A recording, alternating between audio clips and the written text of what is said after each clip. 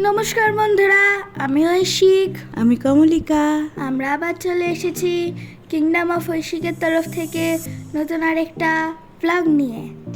ঐশিকের স্কুলের গরমের ছুটি পড়ে গেছে আর অবশেষে আমাদের বহু অপেক্ষার দিনটাও চলে এসছে। হ্যাঁ, গরমের ছুটিতে যাব একটু ঘুরতে, কিন্তু কাজের চাপে দেখুন নোকে এখনও নেল পলিশটাও দেওয়া হয়ে ওঠেনি। এখন ঘড়িতে বাজে সকাল 7টা। চায়ের পর্ব মিটিয়ে চলে যাব গাছে জল দেওয়া, পাখিদের খাবার দেওয়া। সেই কাজগুলো মিটিয়ে লাস্ট মিনিট প্যাকিং তো এখনও বাকিই আছে। আজকের ব্রেকফাস্টটা একদম হবে হালকা ফুলকা, যাতে দুপুরে তাড়াতাড়ি খাওয়াটা মিটিয়ে নেওয়া যায়। যাই, চা খাওয়াটা সেরে তাড়াতাড়ি গাছের জলগুলো দিয়ে নিই। এই যে এতদিন পর আমার বল লিলি ফুটেছে। বছরে একবারই ফোটে, আর এই মে মাসে। আমিও প্রতীক্ষায় বসে থাকি কবে ইনি দেখা দেবেন। যাক, একজনের দিকে তাকিয়ে দাঁড়িয়ে থাকলে আমার চলবে না। সব কটাকে ঝটপট জল দেব, দিয়ে কাজ সারতে হবে। আজকে সকালটা প্রচুর কাজ বাকি আছে। নিচের ছাদের ফুলগুলো তুলে নিয়ে গাছে জল দিয়ে যাব ওপরের ছাদে।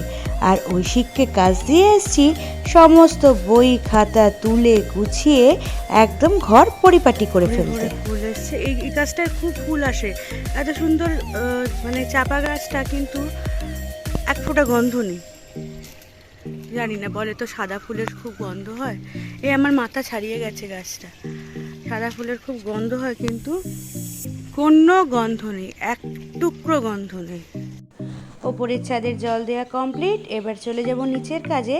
আর এনাদের সাথে আমার আবার 15 দিন পরে দেখা হবে।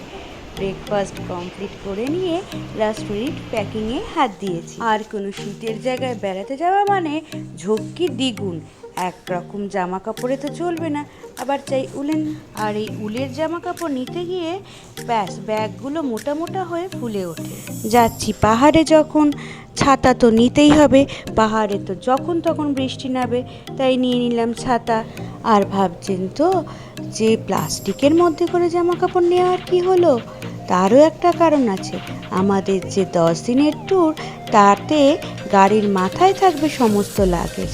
আর বুঝতেই পারছেন বৃষ্টি আসলে অবস্থাটা কি হবে, সেই অভিজ্ঞতাও আমার একবার আছে। সেই ভয়ের চোটে সব কিছু প্লাস্টিক বন্দি করেছি।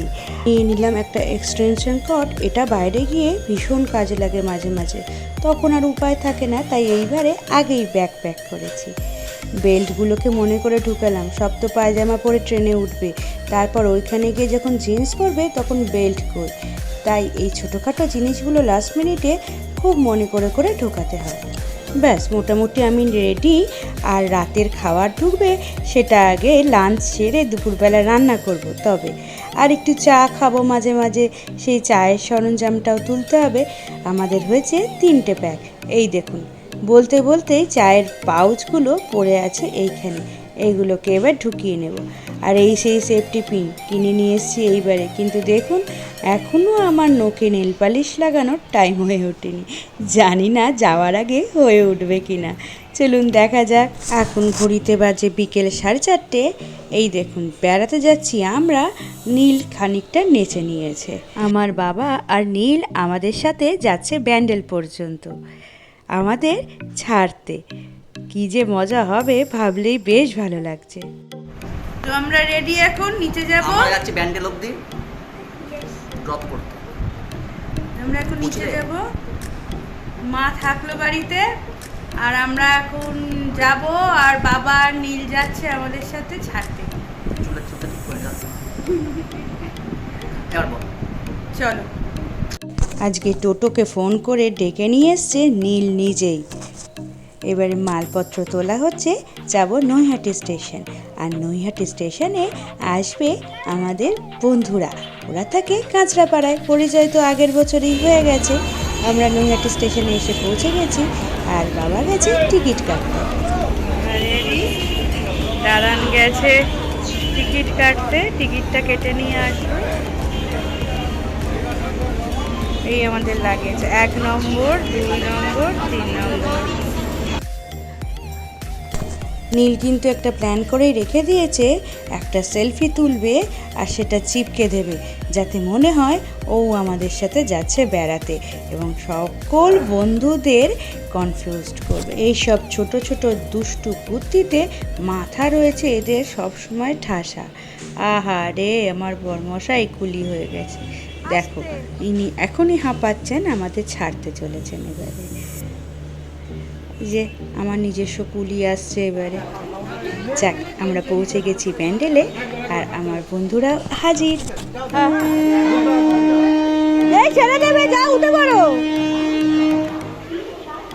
ঠিক আছে ঠিক আছে ঠিক আছে ঠিক একদম ঢুকে বসে পড়ো, গাড়ি খালি আছে।